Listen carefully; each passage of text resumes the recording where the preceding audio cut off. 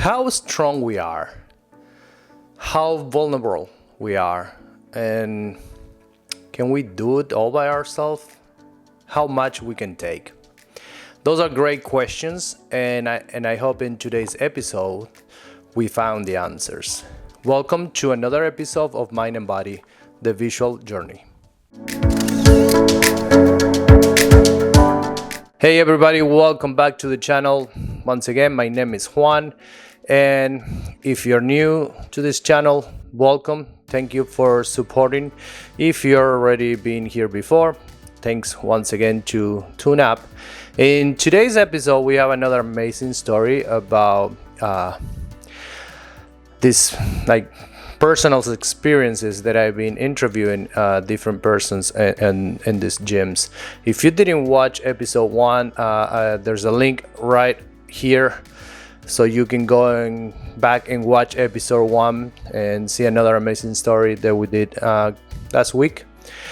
So in today's episode, we're going to interview Gabriel. He has another great story, great life story that for some of us, at least in my case, I feel related somehow, and I understand his message. And for hopefully most of you out there, viewers, also can be related and see that how much you can take, how much effort you have to put in yourself. Can you do it by yourself? In my opinion, and I'm not a psychologist or any expert, I'm just a photographer. There's documenting these real stories about real people. And I mean, human beings, we always have the tendency to deal with our problems or our issues by ourselves. Never talk or speak or say anything too, probably it's too late. And we have to know that we're not alone. So in today's episode, I think you will find one of those answers. Can you do it by yourself? Can you do it alone? And how much you can take? So without any more delays, let's going to jump in to our interview. But before that, I wanted to say great and huge thanks to CrossFit Lifted in Ontario, California, and to all the members that are participating in this project. And I cannot be thanking enough. And for being part of that community, and why not be part of that family? So let's jump into the first episode.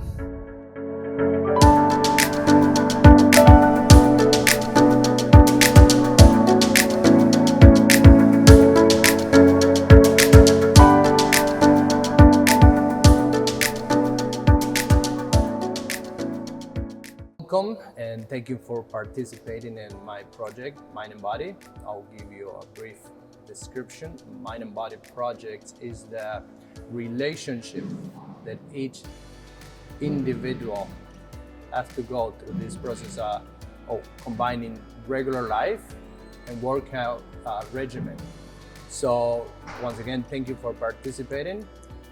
Gabriel, first question, what's your profession? I am a clinical analyst in the hospital, and I also do have a side business that does medical auditing for home health agencies. Excellent. All right. So that is your day-to-day work, and obviously, and people will see soon in our pictures that we're going to take, you have an amazing physique. So my question is, how you motivate yourself and find balance on the daily demands that you have in life and achieve this exercise regimen and this physique that you have? So first and foremost, people need to understand that in order for you to get to the physique that you want, you need to find the purpose first. I personally have experienced different types of traumas, different types of past relationships that led me to how I transformed myself. This is not a short-term thing, but I see it more of as a long-term. I went to the gym and I started CrossFit because I've had that idea in myself that I need to go above the odds when People used to bully me when I was a child, when I had my hidden traumas with my parents. So I found that lifting a barbell, running sprints, being on the floor, panting, catching my breath, in those moments, that's when I felt my purpose. That's when I changed that pain and used that as a fuel for me to get by, for me to be stronger, for me to be faster. But at the end of it all, it cleansed my mind. It cleansed my mind in a way that above all of these traumas, I saw the light. What led you to this point in your life? I wanna, if you can share whatever you can share, I wanna know what led you to this point in your life. And once again, to achieve this amazing physique that you have and this discipline that I see every day that you have. As a homosexual who was raised in a country, the Philippines, where homosexuals were tagged to be flamboyant, I had never felt to have belonged in a community. And growing up, I felt that I was more masculine than any other gays. Never was part of the LGBT community, I felt. Being isolated. And through this, I have met a guy back home in Chicago when I moved, and we had a great relationship. But unfortunately, that relationship actually ended. That tore me to pieces. I was depressed. I was completely empty. And so I decided one time to change that narrative and take control of everything. So I joined CrossFit. And for 5-6 years, I have continued this journey. And after that relationship, I met another guy. Unfortunately, that didn't last long either. And on those two relationships, I have experienced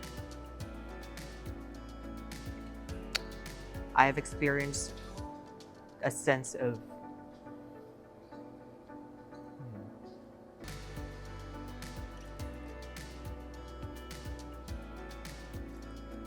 in that relationship, there was cheating involved. So I couldn't get past those.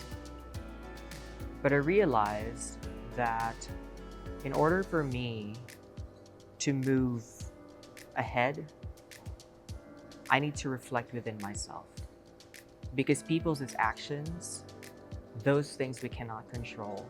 What I could control is the way I react to what has been presented to me. And the way I reacted was to take control of that narrative, pick up that barbell again and start.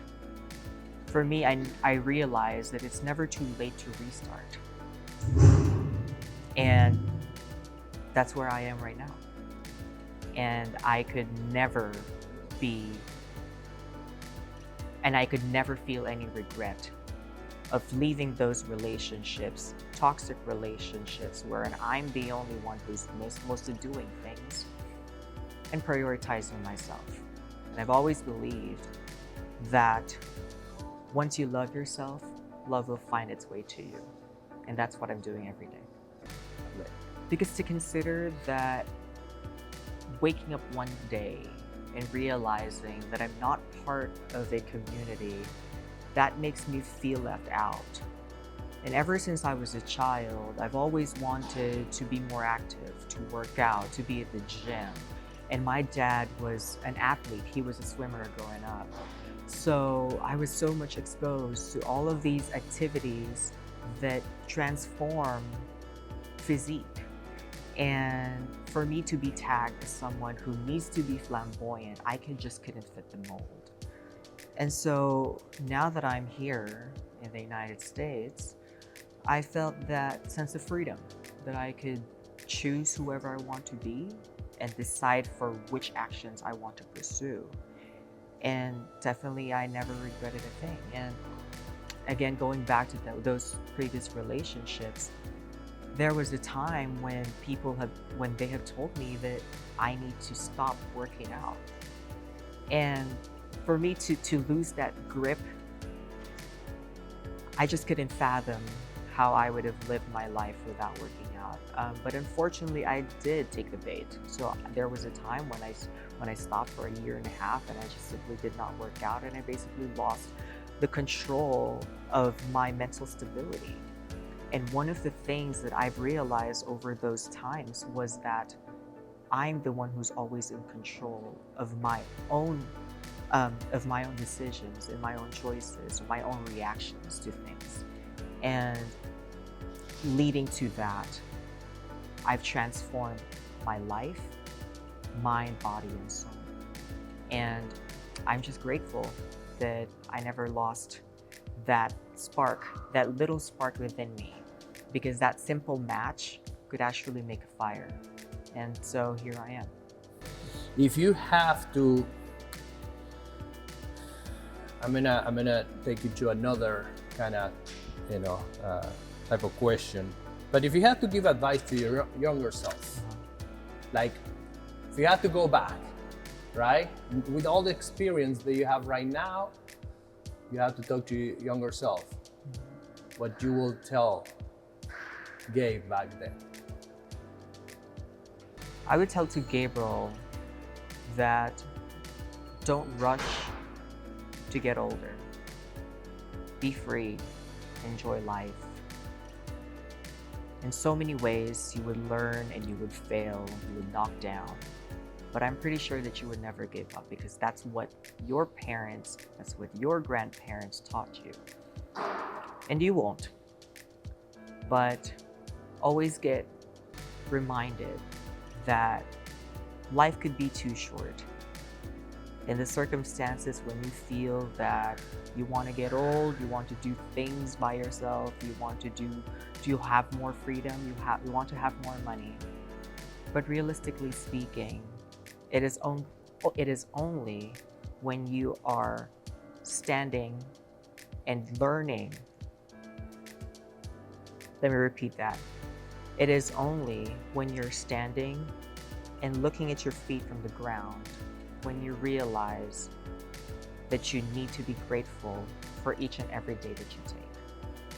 So having that mindset of enjoying life the way it is, whether it be the most difficult day of your life, whether it be the happiest moment of your life, to be grateful. And in those gratitude, you'd find strength. If you can describe, what was the worst thing that you have to overcome in terms of your personal life and workout, regimen, What's the worst thing that you have to overcome? Because we already know that you have it hard. But when you decide, okay, that's it, I'm gonna start, this is a new thing, I'm gonna start a new me, different challenge coming up. So if you can describe what's the worst that you overcome. After my breakup with my third ex-partner, I was basically just on the floor. I was on the ground, crying pretty much almost every hour. I felt so hopeless. I felt so empty. And that was a week before I need to compete at a CrossFit competition. And so I got up, went to the gym, and then one of my friends, who was basically my teammate, picked me up from my car and pushed me straight to the gym, inside the gym. And in those moments, you would realize that in this world, people are never alone. We all think that there's this type of modern loneliness, let's say, where you feel that you're not actually, that you have friends and family around you, but no one really actually texts you. And it's vice versa. How many times do we actually talk to our friends? How many times do we talk to our families? When was the last time we called our mothers, right? So during that time when I was completely devastated, when I was on the ground, I felt my entire life shattered. Only when I have accepted that I failed at a point and that there are other people who will always catch me when I'm falling. It is the acceptance that we're all human. We're all bound to be hurt. We're all bound to fail. We're all bound to be frustrated. We can be depressed. But when we take control of that, that is when change happens. So that was the spark, that was the catalyst of why I changed, why I transformed, why I got back to the gym. And now I'm very happy. I've been doing it for 6 years and I've been doing competitive for 4. I cannot say thank you enough to you, to sharing your life experience with me. It's like, unbelievable. I really appreciate it. I'm pretty sure people on the other side of this screen going to be connected with your story, and we'll see that it's not the end. You know, there is always hope, but you have to put your mind into it. Your body will follow, and everything. I'm actually your life story is inspiring. Absolutely, and I think I want to piggyback on what I said about purpose. When we do the things that we do, for example, just simply working out, and if we're just doing it for ourselves, then we would lose track. Then that's the time when we would relapse. That's the time when we are gonna go back to our old vices, to our old habits. But once we know our purpose, once we know why we're doing what we're doing, whether it be for our parents, whether it be for our kids, whether it be for a community. And for me, that purpose is for me to inspire other people. For those who are hurt, for those who are very much busy with their lives, who has their business, is struggling with their day-to-day job, who goes to school. So in those types of things, I want to serve as that, that avenue for change. And last question of this amazing interview, short but amazing. I would love to stay talking forever, but you know, we have to do a photo shooting. But I want you to describe a day on your life. Like, how's a day for Gabriel? Like from, I know, you know, from the beginning, from the moment you wake up until the day, okay, I'm going to bed. Just describe like a day. A simple day for me is waking up, fixing my bed, having breakfast. Breakfast is very important. That's the most important meal of the day. Whisking straight to my work, doing my day job, getting out of that, hitting the gym, maybe for 2.5 hours to free, and then get out, work on my other business. And then if I have enough time, then that's when I could do my schoolwork. And considering that I'm going to med school, then I am preparing all of those things for me to get to where I want to be. And the most important thing here is that people will always have time. People will find time if they feel that those things are priority. People cannot say, oh, I don't have time to work out. Oh, I don't have time to meal prep or fix my clothes or fix the bed. There would always be time. Find that time, but also be vulnerable when you cannot. That's when you seek help. Thank you very much for this amazing interview. I'm gonna give you a few times to change where we're gonna do a photo shooting. I appreciate it. Of course.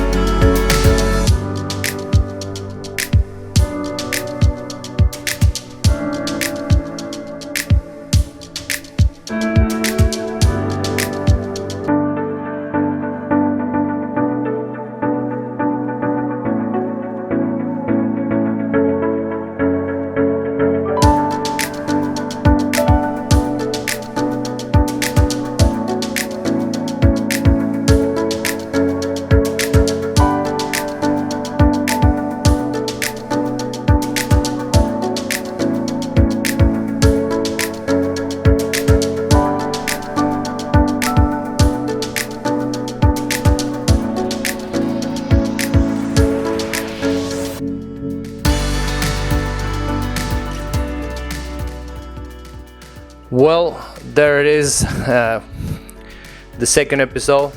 That's a great story.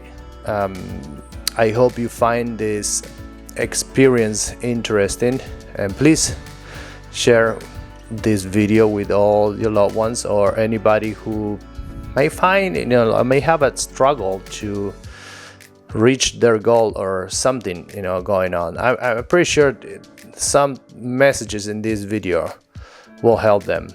And like always, thank you for being here.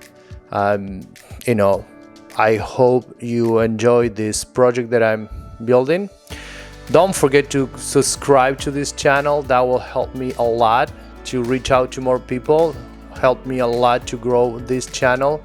Don't forget to like this video, to leave a comment, to share this video. That, like I said, it's free for you. I'm gonna keep creating this type of content, where today we saw a little bit of the backstage footage.